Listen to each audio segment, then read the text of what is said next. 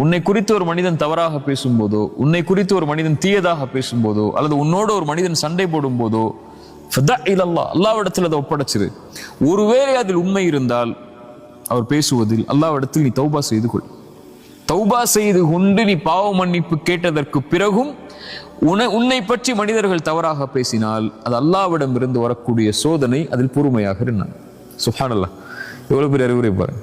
ஒருவேளை நீ அவங்க உன் மேல அவதூறு சொல்லலை, ஆனா உனக்கு அது அவதூறா தோணுது, அல்லது உன் மேல தவறுதல் சொல்றது உனக்கு பிடிக்கல அப்படின்னா உனக்கு அல்லாஹ் எச்சரிக்கிறான். அவர்கள் மூலமாக நீ தனிமையில் உட்கார்ந்து அல்லாஹ்விடத்திலே தௌபா செய்து கொள்.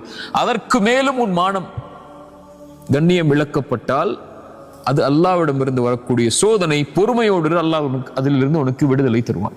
அல்லது அல்லாஹ் உனக்கு அந்த இடத்தை விட்டு அந்தஸ்தை நீ விரும்பாத முறையில் அல்லாஹ் உன்னை உயர்த்துவான்னு சொன்னான்.